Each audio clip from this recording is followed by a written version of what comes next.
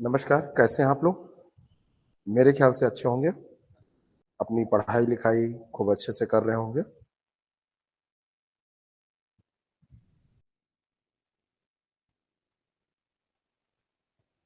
हम लोग एक टॉपिक डिस्कस करने जा रहे हैं, निबंध का ये टॉपिक है।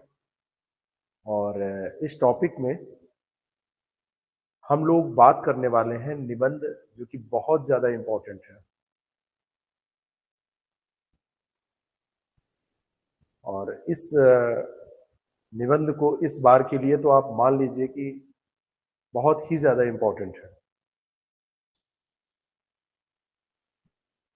ये निबंध है एक देश एक चुनाव।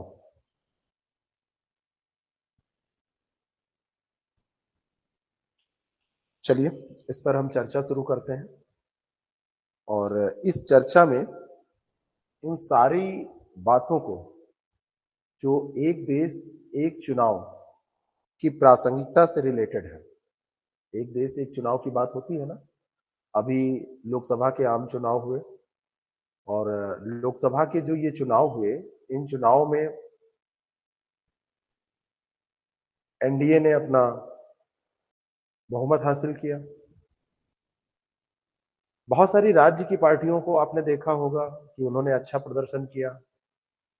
जो राज्य स्तरीय चुनाव होते हैं, विधानसभा के चुनाव होते हैं, और जो लोकसभा के चुनाव होते हैं, इन दोनों चुनावों में आप देखेंगे एक अंतर आपको देखने को मिलता है। विधानसभा के चुनाव में राज्य स्तरीय पार्टियां, राज्य स्तर के मुद्दे होते हैं, और लोकसभा के चुनावों में इसके साथ साथ केंद्र स्तर के भी मुद्दे होते हैं, जो पूरे भारत देश के लिए इम्पोर्टेंट है। तो ऐसे में ये इम्पोर्टेंट हो जाता है कि एक देश एक चुनाव किसको पसंद आएगा, किसको नहीं पसंद आएगा। कोई इसका विरोध करेगा, कोई इसके पक्ष में दिखेगा। और मत की भी बात होती है कि कौन कैसा सोचता है। अलग अलग प्रकार के विचार भी होते हैं। तो इन सारी बातों को ध्यान में रखते हुए अगर एक देश एक चुनाव की हम बात करें, तो हमारे निबंध का टाइटल हो सकता है एक देश एक चुनाव। इसकी क्या प्रासंगिकता है?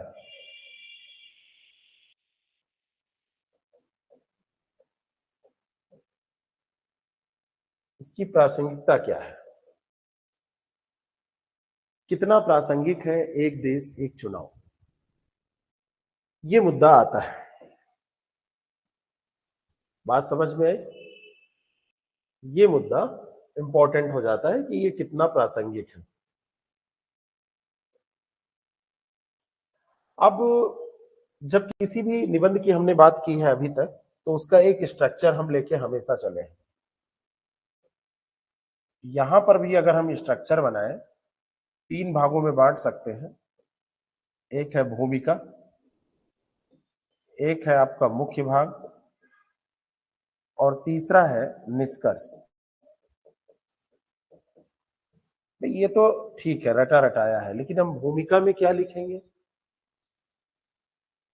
भूमिका के बाद में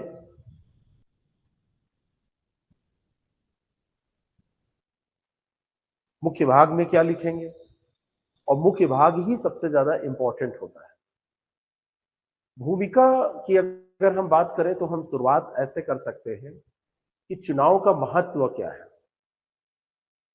भारत दुनिया का सबसे बड़ा लोकतंत्र है, और लोकतंत्र को कार्यात्मक रूप देने की जो प्रक्रिया है वो है चुनाव, इलेक्शन। तो चुनावों की महत्ता अपने आप में इसी वाक्य से स्थापित हो जाती है कि कार्यात्मक रूप वो दे रहा है। चुनाव की पूरी प्रक्रिया एक हथियार के तौर पर कार्य कर रही है। और यहां पर जो मतदाता है, जो जनता है, जनता में सारे लोग मतदाता नहीं है, लेकिन कुछ लोग मतदाता जो नहीं है वो बाद में मतदाता बन जाते हैं। तो जो मतदाता है या जनता है, दोनों बातें हम कर सकते हैं, लोकतंत्र का भाग्य विधाता है। वही मुख्यमंत्री बनाता है, वही प्रधानमंत्री बनाता है, एक निश्चित अवधि के लिए ही सही। लेकिन जनता अपनी शक्तियों का इस्तेमाल करती है और उन शक्तियों के आधार पर ही सरकारें बनती हैं और सरकारें फिर जनता के, देश के, प्रदेश के हितों में कार्य करती हैं। चाहे केंद्र की बात करें, चाहे वो हम राज्य स्तर की बात करें, और चाहे रूट लेवल पर आके ग्रामीण क्षेत्रों में, नगरीय क्षेत्रों में जो निकाय चुनाव होते हैं उनकी बात करें, तो पूरा साल भर हम देखेंगे तो कहीं ना कहीं चुनाव चलते ही रहते हैं, कोई ना कोई चुनाव। और जब भी किसी भी क्षेत्र में, किसी भी राज्य में चुनाव होते हैं तो चुनावी आचार संहिता के अधीन ही चुनाव संपन्न होते हैं। ऐसी स्थिति में शासन प्रशासन की जो सामान्य प्रक्रिया है वो बाधित हो जाती है और चुनाव की प्रक्रिया एक लंबे समय तक चलती है, साथ में खर्चीली भी होती है। इसी कारण से बात की जा रही है कि अगर ये चुनाव एक साथ संपन्न हो जाए, राज्यों के विधानसभा चुनाव और लोकसभा के चुनाव एक साथ अगर हो जाए, तो उन खर्चों से हम बच जाएंगे, साथ ही साथ हम उन चीजों से बच जाएंगे जो प्रक्रिया बाधित होने की बात है, शासन प्रशासन के कार्य होने की बात है। तो ये बात हम भूमिका में लिख सकते हैं।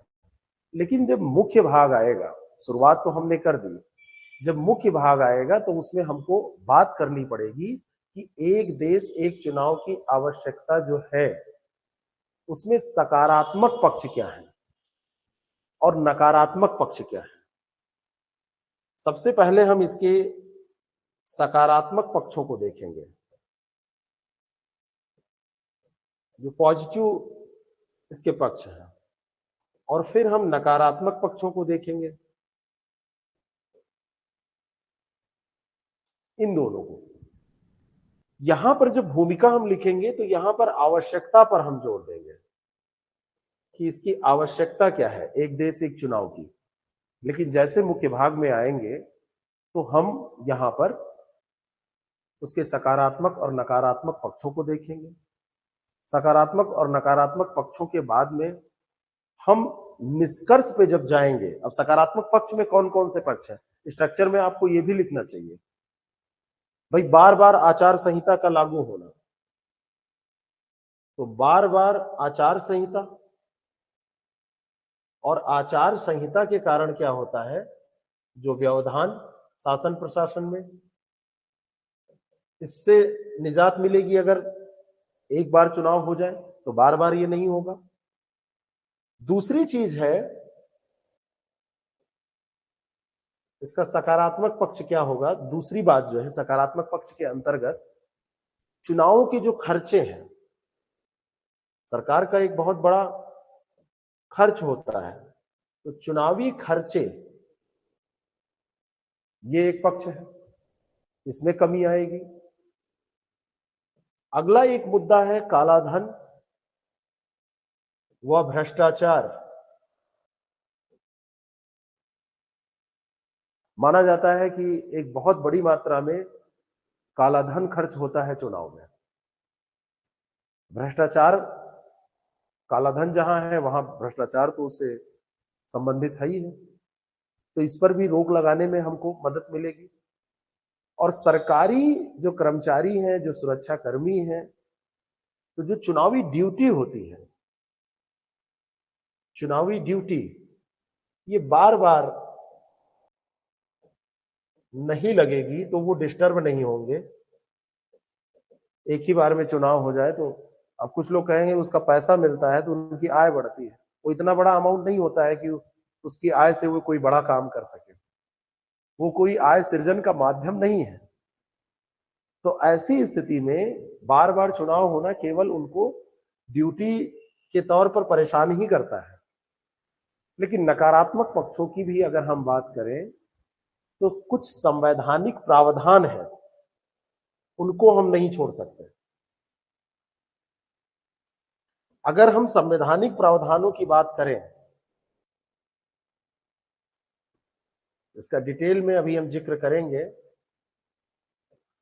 तो वो विधानसभा चुनाव और लोकसभा चुनाव के बारे में अलग अलग है।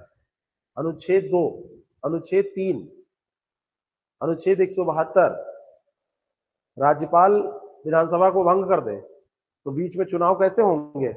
मध्यावधि जो चुनाव हो जाते हैं। अनुच्छेद 352, युद्ध, बाह्य आक्रमण, सतत विद्रोह की स्थिति, राष्ट्रीय आपातकाल की स्थिति। अनुच्छेद 356, है ना, जनप्रतिनिधित्व अधिनियम 1951 की धारा 14 और 15, जिसमें चुनाव कराने की प्रक्रिया जो नियंत्रित की गई है। तो इन बातों को देखें तो ये नकारात्मक पक्ष भी है। दूसरी बात की जाती है कि ये संसदीय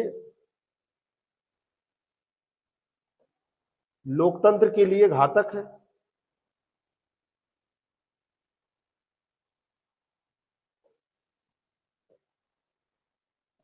अगली बात, संसदीय शासन प्रणाली में चुनावों की बारंबारता होती है। अगर ऐसा कर देंगे तो नहीं होगी।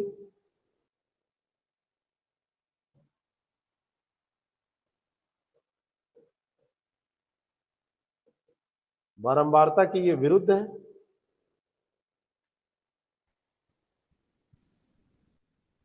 और जैसे शुरुआत में हमने आपको बताया कि राष्ट्रीय मुद्दे अलग होते हैं, क्षेत्रीय मुद्दे अलग होते हैं, तो क्षेत्रीय मुद्दे कहीं ना कहीं गौड़ हो जाएंगे।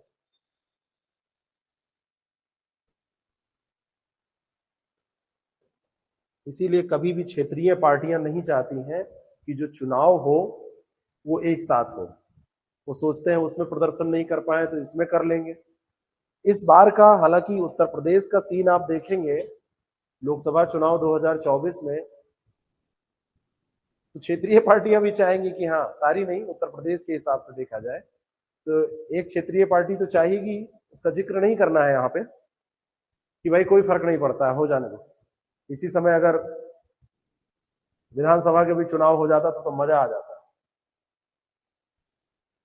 जब बार बार चुनाव होते रहते हैं तो जनप्रतिनिधि जनता के प्रति लगातार जवाबदेह होते हैं, तो लगातार जवाबदेहिता बनी रहती है।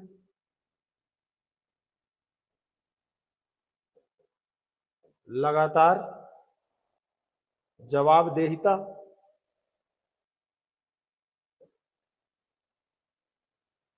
जनप्रतिनिधियों की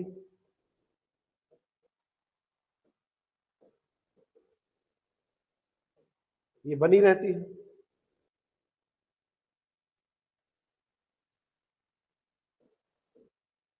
जनप्रतिनिधियों की लगातार जवाबदेहिता बनी रहती है।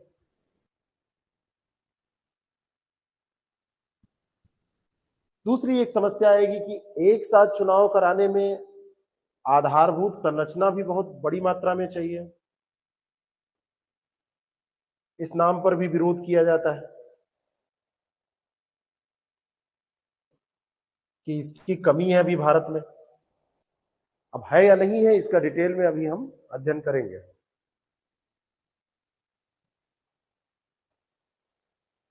तो ऐसे में बात यह है कि एक देश एक चुनाव सही कॉन्सेप्ट है कि नहीं, ये तभी हम जान पाएंगे जब उसके सकारात्मक और नकारात्मक पक्षों पर चर्चा करेंगे और अंत में बात आती है क्या, उसके निष्कर्ष की कि वास्तव में फिर होना क्या चाहिए। इसका तो पूरा एनालिसिस हमने कर लिया, फिर निष्कर्ष में यहां पर हम लिखेंगे कि उपाय क्या है, जो समस्याएं हैं और जो अच्छाइयां हैं, इनके बीच में हम क्या करें कि एक देश और एक चुनाव ऐसा लगे कि हाँ ये जरूरी है। इसके पक्ष में विपक्ष में दोनों बातें हमने कर ली। फिर अंत में जब हम आएंगे तो एक स्वस्थ निष्कर्ष पर पहुंचने का प्रयास करेंगे कि वास्तव में इसकी प्रासंगिकता कितनी है या नहीं है। और उसमें हम जिक्र करेंगे पूर्व राष्ट्रपति श्री रामनाथ कोविंद जी की जो समिति बनी, कमेटी का गठन किया गया एक देश एक चुनाव पर। इसके पहले जो भी चीजें हुई हैं उनका तो जिक्र हो ही जाएगा। तो उस कमेटी ने क्या सुझाया है, बीच में अगर मध्यावधि चुनाव की नौबत आती है, कहीं की सरकार गिर जाती है, तो उसका क्या उपाय होगा, इस पर हम आएंगे। तो एक हेडिंग डाल लीजिए, ये स्ट्रक्चर को यही फॉलो कीजिएगा। हेडिंग डालिए एक देश एक चुनाव, और एक देश एक चुनाव ये हेडिंग डाल के सबसे पहले मैं जो आपको भूमिका के बारे में बताने जा रहा हूं उसको नोट करने की कोशिश करिए, समझने की कोशिश करिए। इंट्रोडक्शन इसका आप कैसे लिखेंगे। मैंने शुरू में ही आपको बताया कि भारत दुनिया का सबसे बड़ा लोकतंत्र है, और उस लोकतंत्र को कार्यात्मक रूप प्रदान करने की जो प्रक्रिया है वो चुनाव की प्रक्रिया है। और इसी बात से, इसी वाक्य से कि भारत दुनिया का सबसे बड़ा लोकतंत्र और उस लोकतंत्र को कार्यात्मक रूप प्रदान करती है चुनाव की प्रक्रिया, चुनावों की महत्ता अपने आप स्पष्ट हो जाती है, चुनाव की महत्ता स्थापित हो जाती है। यानी चुनाव ऐसे हथियार हैं। चुनाव क्या है? तो चुनाव एक हथियार के तौर पर कार्य करता है, और ये जब भी होता है तो ये हथियार जनता इस्तेमाल करती है, और लोकतंत्र का भाग्य विधाता चुनने का कार्य जनता करती है। ये हथियार क्या करता है? लोकतंत्र का भाग्य विधाता कौन होगा, सीएम कौन बनेगा, भाई सबसे पहले एमएलए कौन बनेगा, एमपी कौन बनेगा, और इसी से निर्धारित होता है सीएम कौन बनेगा और पीएम कौन बनेगा। तो ये निर्धारित कौन कर रहा है? जनता कर रही है। कैसे कर रही है? जब उसको वोट देने का अधिकार है। और ये कैसे, कब यूज करती है? जब चुनाव होते हैं। एक निश्चित अवधि के बाद, आप ऐसा लिख सकते हैं कि भले एक निश्चित अवधि के बाद ही सही चुनावी प्रक्रिया जनता को अपनी शक्ति का इस्तेमाल करने की स्थिति में लाती है, लेकिन लाती तो है। और अगर वो परिपक्व प्रक्रिया नहीं है, ईमानदारी के साथ उसका पालन नहीं किया जा रहा है, तो कई बार उसमें समस्याएं भी आती हैं। भारत की अगर हम बात करें तो भारत में सरकार, नोट करते रहिएगा कि भारत में सरकार या शासन का कोई भी स्तर हो, चाहे केंद्र हो, राज्य हो या स्थानीय, स्थानीय में लिखिए भाई, एक तो हो गया आपका केंद्र, दूसरा हो गया राज्य, और तीसरा हो गया स्थानीय। तो स्थानीय में आप लिखेंगे ग्रामीण व शहरी निकाय के जो चुनाव होते हैं। जनप्रतिनिधियों का चयन भारत में सरकार अथवा शासन का कोई भी स्तर हो, चाहे वो केंद्र हो, राज्य हो अथवा स्थानीय, यानी ब्रैकेट में ग्रामीण व नगरीय, जनप्रतिनिधियों का चयन जनता के द्वारा चुनाव प्रक्रिया के माध्यम से किया जाता है। और यही कारण है कि देश के किसी न किसी हिस्से में आप साल भर में देखेंगे चुनावी प्रक्रिया चलती हुई आपको मिलेगी।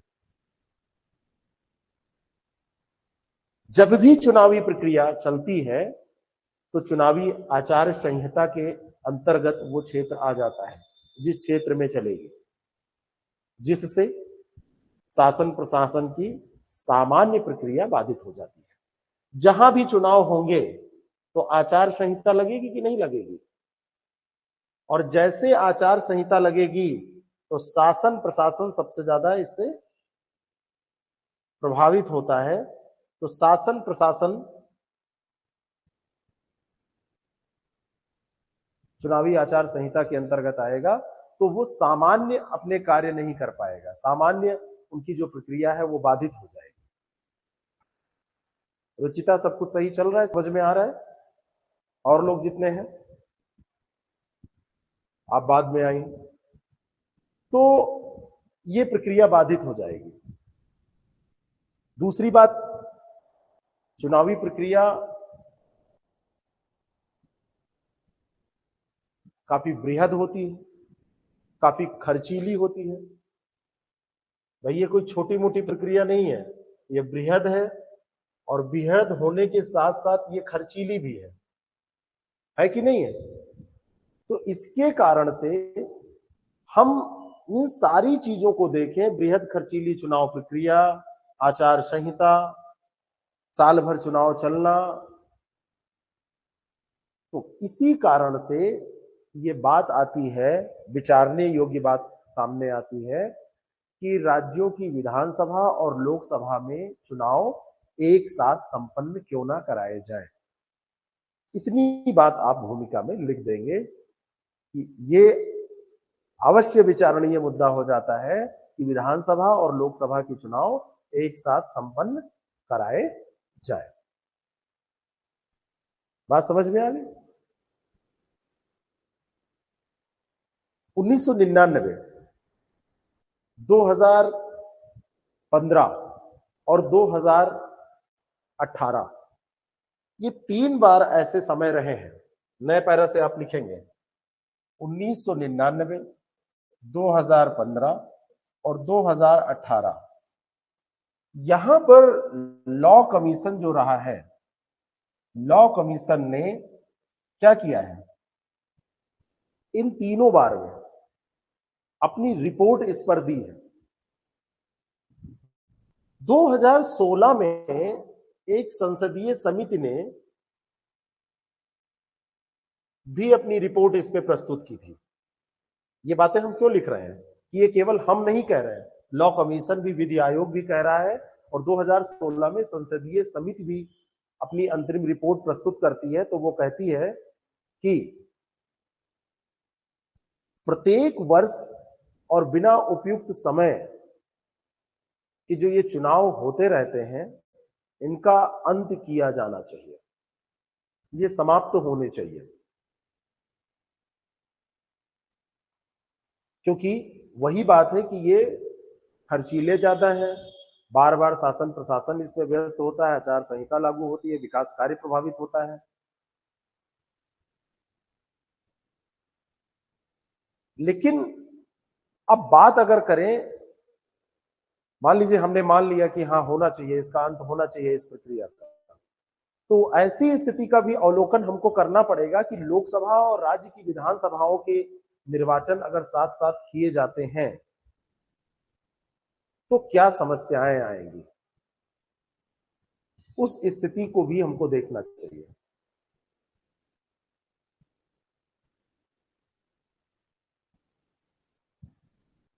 बात समझ में आ रही है?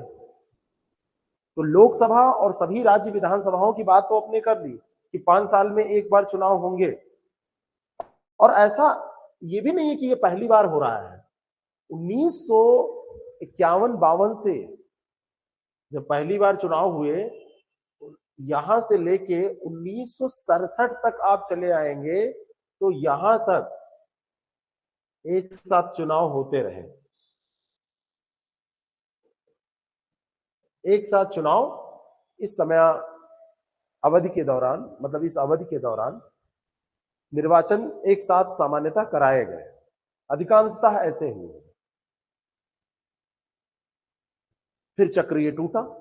शुरुआत ये थी कि शुरुआत में हर जगह पे लगभग कांग्रेस की सरकार थी, एक पार्टी थी, बहुत सारी पार्टियां नहीं थी। आज जिस पार्टी की सरकार है उसका कहीं नामो निशान नहीं था। क्षेत्रीय पार्टियां जितनी आप देख रहे हैं तब तक थी ही नहीं, तब वो पनप रही थी, उनका बीजारोपण हो रहा था, अंकुरित हो रही थी। अब हर साल कहीं ना कहीं चुनाव हो रहे हैं, प्रत्येक वर्ष, एक वर्ष के भीतर कई बार अलग अलग समयों पर चुनाव होते हैं। कुछ विशेषज्ञ कहेंगे कि एक साथ चुनाव कराना इतनी बड़ी जनसंख्या में संभव ही नहीं है। बड़ा देश है, बड़ी जनसंख्या है, तो इतनी ज्यादा जनसंख्या, इतने ज्यादा वोटर यहां पर एक साथ चुनाव कराना संभव नहीं है। कुछ विश्लेषक ऐसा भी कहते हैं कि अगर जनसंख्या बढ़ी है तो तकनीक भी बढ़ी है। अगर जनसंख्या ज्यादा है तो जनसंख्या तो बढ़ी है, कोई बात नहीं, लेकिन तकनीकी सुधार भी हुए हैं। भारत जैसा कि आजादी के समय था वैसा तो अब नहीं रह गया।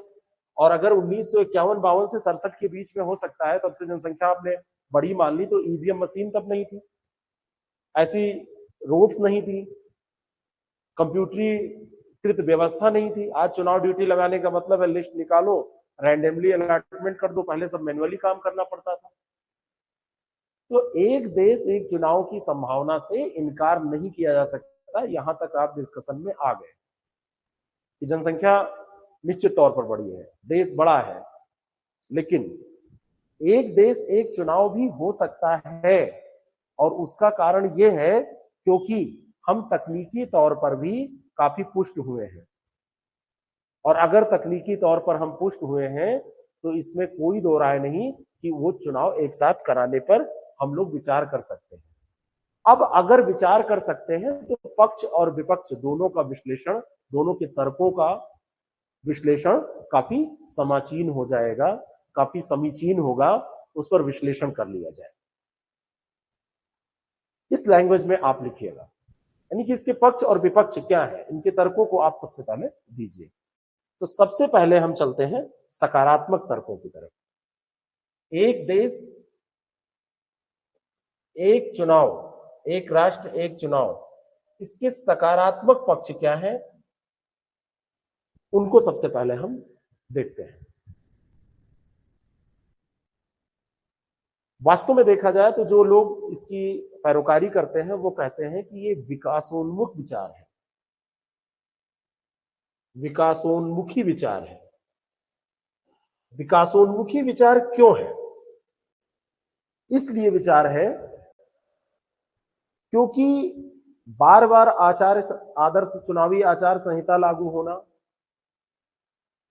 बार बार शासन प्रशासन के कार्यों में बाधा पड़ना, एक सरकार ने योजना चालू की और तब तक चुनाव आ गए, शासन प्रशासन उसके बाद ही उसको क्रियान्वित कर रहा था और वो बाधित हो गई, तो उससे विकास कार्य प्रभावित हो जाते हैं। तो सरकार नीतिगत निर्णय नहीं ले पाती है, बहुत सारी योजनाएं इसीलिए सही से लागू नहीं हो पाती हैं।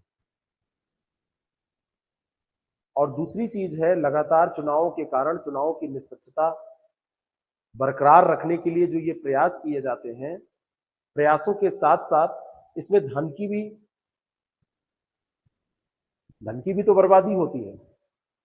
तो दूसरा मुद्दा यहां पर है कि खर्चों में कमी आएगी, खर्चों में कमी आएगी अगर एक साथ चुनाव कराए जाए, लोकसभा और विधानसभा के। बार बार चुनाव होंगे, बार बार सरकारी खजाने पर अतिरिक्त बोझ पड़ेगा, क्योंकि एक मशीन अगर बगल में रख दी जाए, एक लोकसभा चुनाव की, एक विधानसभा चुनाव की, तो एक ही वोटर जाके एक ही बार स्याही लगवा के दोनों वोट डाल सकता है। उतने ही कर्मचारियों में सारा काम हो सकता है, एक ही बार आचार संहिता में सारा काम हो सकता है। तो देश की जो आर्थिक सेहत है उसके लिए एक देश एक चुनाव काफी अच्छा है। तीसरा तर्क यह दिया जाता है, काला धन और भ्रष्टाचार ये कम होंगे, ये बात कही जाती है। कैसे? जब भी चुनाव होते हैं आप देखते हैं नेता लोग बहुत अधिक मात्रा में पैसा खर्च करते हैं। चुनाव आयोग ने तो लिमिट दे रखी है कि इतना पैसा खर्च करना है, 40-50 लाख 40 लाख रुपए आपको खर्च करना है, जो भी लिमिट हो, यहां जिक्र करने की कोई जरूरत नहीं है। लेकिन राजनीतिक दलों ने अपनी तरफ से अपने प्रत्याशियों के लिए कोई सीमा निर्धारित नहीं की है। वो यही कहते हैं कि चुनाव जीत के तुमको आना है। जो प्रतिनिधि हैं उनके लिए चुनावी खर्च की कोई सीमा नहीं है, और अगर राजनीतिक दलों द्वारा खर्च की कोई सीमा निर्धारित नहीं है तो चुनाव जीतने के लिए कई करोड़ और कई बार सैकड़ों करोड़ रुपए खर्च कर दिए जाते हैं। एक एक चुनाव में 25 करोड़, 30 करोड़, 35 करोड़ रुपए खर्च किया जाता है। वोटों को खरीदने की कोशिश की जाती है, जनता को प्रभावित करने की कोशिश की जाती है, मत अपने पक्ष में लाने के लिए गिफ्ट दिए जाते हैं, बड़े बड़े ग्रुप्स को पैसे दिए जाते हैं कि वो पूरा जो माहौल है वो बदल दें। और ये पैसा आता कहां से है? ये उनके तनख्वाह का तो पैसा है नहीं, भाई कोई तनख्वाह पाने वाला व्यक्ति थोड़ी ना इतने बड़े बड़े चुनाव लड़ सकता है। और ऐसी स्थिति में भ्रष्टाचार को बढ़ावा मिलता है, और जहां पर भ्रष्टाचार रहेगा, जहां पे काला धन रहेगा, वहां पर तनावजनक स्थितियां भी रहेंगी। तनावजनक स्थितियों का मतलब यह है कि दूसरे का शोषण करके ही लोग पैसा कमाएंगे। तो इस प्रकार की समस्याओं का निजात अगर एक साथ चुनाव कराया जाए तो मिल सकता है, इन समस्याओं से निजात मिल सकता है। तीसरी बात है, सरकारी व अन्य कर्मचारी, बैंक कर्मचारियों की भी ड्यूटी लगती है। कर्मचारियों की बार बार ड्यूटी, हेडिंग नहीं डालना है आपको, और ये जब ड्यूटी पे जाते हैं तो इनका काम, तो स्कूल के टीचर को ड्यूटी पे भेज दिया गया, बच्चों को कैसे पढ़ाएंगे? पुलिस बल को भेज दिया गया, तो कहीं पे पुलिस बल, सुरक्षा बल काम कर रहा था, अब वो तो वो काम नहीं कर रहा है। तो आम जीवन, चाहे वो शासन प्रशासन की बात करें उन कर्मचारियों की, और चाहे वो पुलिस की बात करें, सुरक्षा बलों की बात करें, तो आम जीवन भी इससे प्रभावित हो जाता है। ये आप पक्ष लिख सकते हैं जो सकारात्मक पक्ष है, लेकिन नकारात्मक पक्षों की भी कमी नहीं है। जो नकारात्मक पक्ष है, यानी कि जो लोग इसके विरोध में हैं, वो लोग क्या कहते हैं, यानी ये वो लोग हैं जो कहते हैं कि एक देश एक चुनाव नहीं होना चाहिए, जैसा है ऐसी व्यवस्था ठीक है। संविधान में जो संसदीय मॉडल है उसमें लोकसभा और विधानसभाएं 5 वर्षों के लिए चुनी जाती है, लेकिन एक साथ चुनाव कराने के मुद्दे पर अगर हम संविधान से पूछें कि संविधान क्या कहता है, तो संविधान इस पे मौन है। और जब संविधान मौन है तो लोग कहते हैं कि तुम कौन होते हो? संविधान जब कुछ नहीं कह रहा है तो तुम कौन होते हो? और संविधान के कुछ प्रावधान, जैसे आर्टिकल 2, अब आर्टिकल 2 की अगर हम बात करें तो किसी नए राज्य को भारतीय संघ में शामिल किया जा सकता है। अगर नए राज्य का शामिल होना देखा जाए तो वहां चुनाव की जरूरत पड़ेगी, और चुनाव हो चुके हैं तो यहां चुनाव कैसे होंगे? है कि नहीं है? संसद कोई नया राज्य बना भी सकती है, आर्टिकल 3 में कहा गया संसद द्वारा नए राज्य का गठन। तो अब ये इंतजार करेंगे, अभी 4 साल इंतजार करेंगे कि भाई अब चुनाव जब आएगा तब होगा, तब तक व्यवस्था वहां कैसे चलेगी? दूसरी चीज है, जो राष्ट्रपति व राज्यपाल, जो गवर्नर है, आर्टिकल देखा जाए तो आर्टिकल 85(2) और 174 का भी 2 भी देखा जाए, ये राज्यपाल और ये राष्ट्रपति को लोकसभा, राष्ट्रपति लोकसभा और राज्यपाल विधानसभा को भंग करने का निर्णय ले सकते हैं। आर्टिकल 352 के तहत युद्ध, बाह्य आक्रमण, सतत विद्रोह की स्थिति में राष्ट्रीय आपातकाल लगाकर लोकसभा का कार्यकाल बढ़ाया जा सकता है। अब लोकसभा का कार्यकाल बढ़ गया और विधानसभा का कार्यकाल तो बढ़ा नहीं। आर्टिकल 356 में आप जाइए, राज्यों में राष्ट्रपति शासन लगाया जा सकता है। तो केंद्र सरकार तो अभी चल रही है और राज्यों में राष्ट्रपति शासन लग गया, तो संबंधित राज्य में राजनीतिक समीकरण में अप्रत्याशित उलटफेर होने से इन परिस्थितियों में वहां फिर से चुनाव की संभावना अगर बढ़ जाएगी तो एक देश एक चुनाव कैसे हो पाएंगे? यानी कि राज्य में अगर सरकार भंग हो जा रही है और केंद्र में अभी सरकार चल रही है तो कैसे होगा, और अगर राज्य में चल रही है और केंद्र में भंग हो गई तो कैसे होगा? तो ये एक विपरीत नकारात्मक पक्ष ये है। अगली बात अगर हम करें लोकसभा और राज्य विधानसभा के कार्यकाल में बदलाव करने में पहली चुनौती 5 साल के कार्यकाल की संवैधानिक रूप में जो निर्धारित सीमा है वही है। अब कोई 5 साल किसी का शुरू हुआ है पिछले साल, उससे 5 साल रहना है, किसी का 4 साल पूरा हो गया है, तो निर्वाचित सरकार अगर गिर गई, समय से पहले भंग हो गई, तो ये अपवाद भी तो है भाई। 5 साल का निर्धारित कार्यकाल है और ये निर्धारित कार्यकाल लोकसभा का भी है और विधानसभा का। और अगर सरकार किसी कारण से गिर गई, अन्य कारणों से भी गिर सकती है, तब फिर क्या होगा?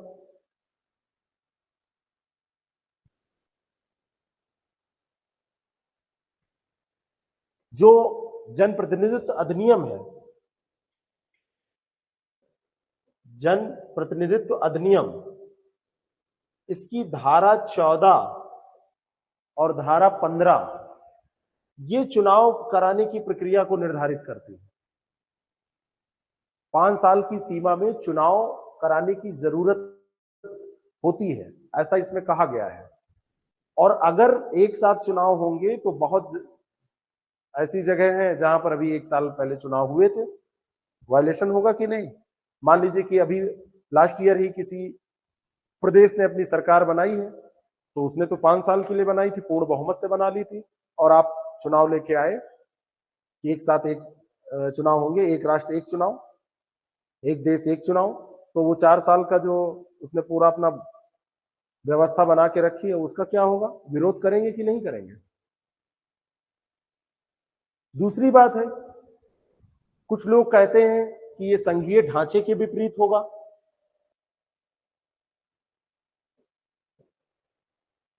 संघीय ढांचे के विपरीत कैसे होगा? ऐसे भी तर्क दिए जाते हैं।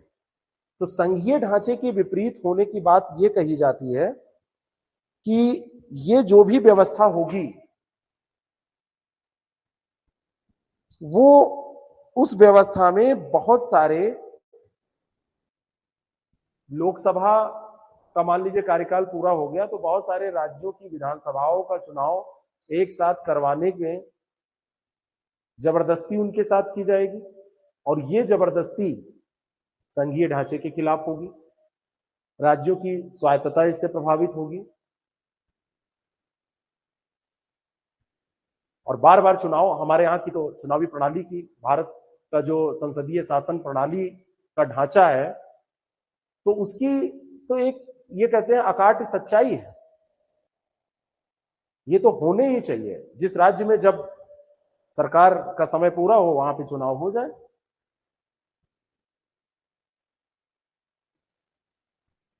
अगर लोकसभा और राज्यसभा की विधानसभाओं का चुनाव एक साथ कराया जाएगा तो एक चीज ये है कि राष्ट्रीय मुद्दों के समक्ष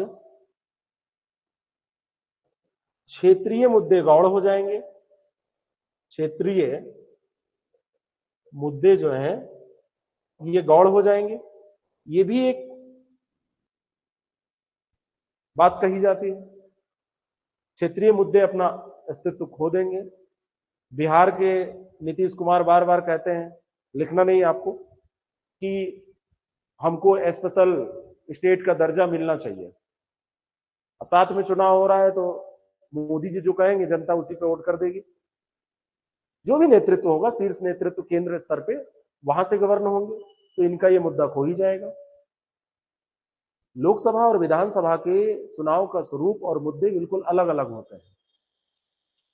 वही समाजवादी पार्टी यूपी में लोकसभा चुनाव में इतना अच्छा प्रदर्शन अभी हाल की है, लेकिन विधानसभा चुनाव अभी जब हुए 22 में तो वो प्रदर्शन नहीं कर पाई थी। तो 2 साल में ऐसा कुछ बदल नहीं गया अचानक, लेकिन मुद्दे अलग अलग हैं। किसके साथ चुनाव लड़ रहे हैं, कांग्रेस और इसका इनका गठबंधन है, बहुत सारी चीजें। राष्ट्रीय महत्व के मुद्दे प्रमुख हो जाएंगे, क्षेत्रीय महत्व के जो मुद्दे हैं वो गौण हो जाएंगे। अगली बात कही जाती है कि जब बार बार चुनाव होते हैं तो एक बात मैंने आपको अभी स्ट्रक्चर में लिख के दिखाई थी कि जो प्रतिनिधि होते हैं उनका जनप्रतिनिधियों को जनता के प्रति लगातार जवाबदेह बनना होता है। जनप्रतिनिधि जनता के समक्ष लगातार जवाबदेह बने रहते हैं, जवाबदेहिता इनकी बनी रहती है। भाई अभी लोकसभा चुनाव हो रहा है, फिर बाद में विधानसभा आएगा तो फिर मिलना पड़ेगा। तो ऐसे कम से कम 5-5 साल पे जब भी जो कार्यकाल पूरा मिल तो लेते हैं, छोटे छोटे अंतरालों पर मिल तो लेते हैं और दोनों चुनाव एक साथ कराएंगे, तब तो वो कहेंगे 5 साल में एक ही बार मिलना है। निरंकुशता बढ़ेगी। अगर चुनाव साथ साथ में हो गए तो निरंकुशता बढ़ जाएगी। बात समझ में आई? और भारत विश्व का नए आंकड़ों के हिसाब से सबसे बड़ा जनसंख्या वाला देश है। वैसे कहा जाता है जनसंख्या के मामले में विश्व का दूसरा देश है, लेकिन नए आंकड़ों के हिसाब से पहला हो गया है। आप ये सब आंकड़ों में मत पढ़िए, आप सीधा लिखिए कि बड़ी आबादी के लिहाज से देखा जाए तो हमारे यहाँ ये माना जाता है कि आधारभूत संरचना उतनी नहीं है जो इतनी बड़ी आबादी का चुनाव, पूरे देश की आबादी का चुनाव विधानसभा और लोकसभा एक साथ संभाल सके। तार्किक प्रतीत नहीं होता, ये भी आप कह सकते हैं। लेकिन अभी जब निष्कर्ष पे आप आएंगे, इतनी बातें करने के बाद आपने पक्ष और विपक्ष की बात कर दी, नकारात्मक और सकारात्मक पक्षों की बात कर दी, निष्कर्ष में आप जाएंगे पूर्व राष्ट्रपति श्री कोविंद की जो कमेटी गठित हुई,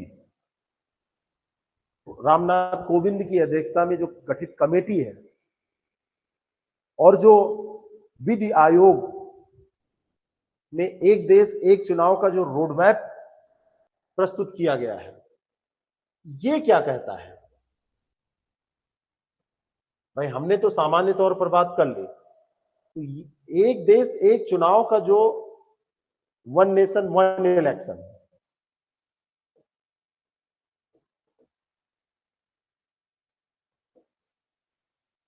वन इलेक्शन, इसका जो रोड मैप प्रस्तुत किया, तो इस रोड मैप में इन्होंने क्या कहा?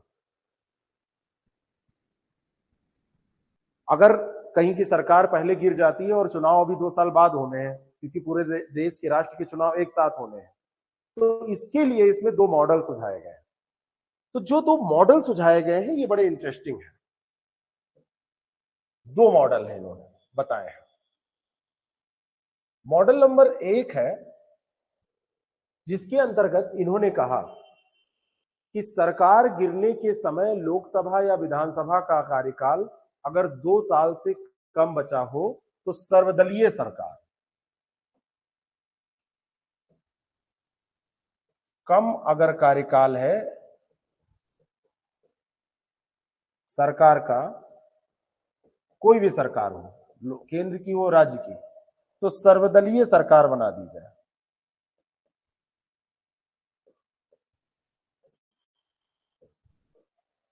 बाकी समय में 2 साल सर्वदलीय सरकार अपना शासन करे, है ना। लोकसभा में इसे राष्ट्रीय एकता की सरकार इन्होंने कहा, ये शब्द यूज किया। और जो दूसरा मॉडल इन्होंने दिया, उस मॉडल में इन्होंने कहा कि सरकार गिरने पर मध्यावधि चुनाव हो तो 5 साल के लिए सरकार ना बनाई जाए, जो बचा हुआ समय है, मध्यावधि चुनाव अगर आते हैं तो बचे समय के लिए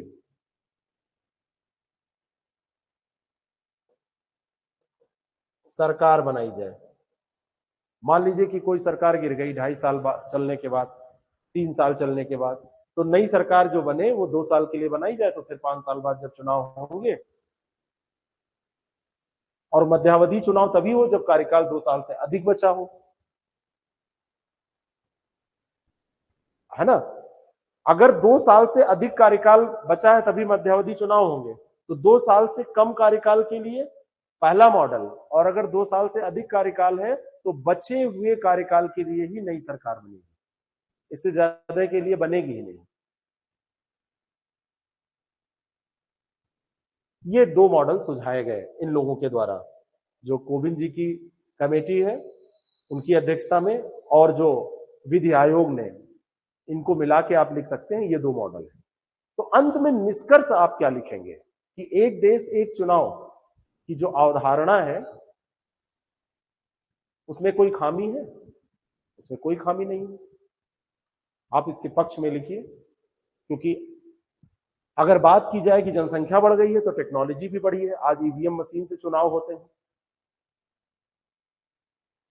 विश्व का सबसे बड़ा लोकतंत्र है। हर समय चुनावी चक्रव्यूह में ऐसे घिरा नजर आएगा, तो काम कब करेगा? तो अंत में आप लिखिए कि एक देश एक चुनाव अवधारणा में कोई खामी नहीं है। इसमें कोई दो राय नहीं है कि विश्व का सबसे बड़ा लोकतंत्र भारत हर समय चुनावी चक्रव्यूह में घिरा हुआ नजर आता है। एक देश एक चुनाव को लागू करने पर काम करने से पहले संविधान में व्यापक बदलाव करने पड़ेंगे, नए कानून लाने पड़ेंगे, राज्य के बीच आम सहमति बनानी पड़ेगी, और चुनाव के बाद की जटिलताओं को भी ध्यान में रखना पड़ेगा। अगर ये चुनौतियां सरकार स्वीकार कर रही है, जो प्रमुख कानूनी चुनौतियां हैं, संविधान में व्यापक बदलाव, राज्यों के बीच सहमति, आम सहमति, चुनाव के बाद की जो जटिलताएं हैं, तो इनका अगर निराकरण किया जा सकता है तो एक देश एक चुनाव की अवधारणा में कोई खामी नहीं है। बात समझ में आई? कोई प्रश्न हो तो आप पूछ सकते हैं। जिन लोगों ने कॉपी भेजी है उनकी कॉपी चेक हो जाएंगी। कुछ अस्वस्थ होने के कारण बीच में नहीं हो पाया था। जो लोग बैच में हैं उनकी बात मैं कर रहा हूं, तो वो लोग कॉपी भेजते रहते हैं हमको, लिखते रहते हैं। बाकी हम टेस्ट लेंगे तो वो पूरा व्यापक तौर पे चेक होगा ही। लोग लिख लिख के, बहुत सारे लोग बहुत सारा सेंड कर देते हैं, तो हमको तो देखना ही पड़ता है। इसी में किसी लोग लेट हो जाता है, 8-10 दिन से पड़ा रह जाता है। ऐसा भी होता है कभी कभी, मैं झूठ नहीं बोलूंगा। तो समझ में आ गया? कोई दिक्कत? इस तरीके से आप इस पूरे एसे को इस स्ट्रक्चर पर लिखना शुरू करेंगे और इस स्ट्रक्चर पर लिखकर इसको कंप्लीट करेंगे। ये स्ट्रक्चर आपका रहेगा, इस स्ट्रक्चर पर पूरा आप लिख डालेंगे। बस इतना याद रहे, कोई आंकड़ेबाजी नहीं करनी है। कुछ सन है जिनको आप लिख पाएंगे तो अच्छा रहेगा, है ना। कब विधि आयोग ने कहा, कब संसदीय समिति ने कहा, है ना, और 1951-52 से 1967 तक का चुनाव। बाकी इसमें कुछ है नहीं, बहुत आंकड़ों के पीछे मत भागा करिए। इससे का मतलब है प्रस्तुतिकरण आपका कितना अच्छा है। जितना अच्छा प्रस्तुतिकरण रहेगा, जितने बढ़िया ढंग से आप समझा ले जाएंगे कम शब्दों में, उतना अच्छा आपका ऐसे रहेगा, उतने अच्छे मार्क्स आपको मिलेंगे। ठीक है, तो चलिए इस पर आप लिखने की कोशिश कीजिएगा। पीडीएफ बाद में आपको मिल जाएगा। Thank you so much.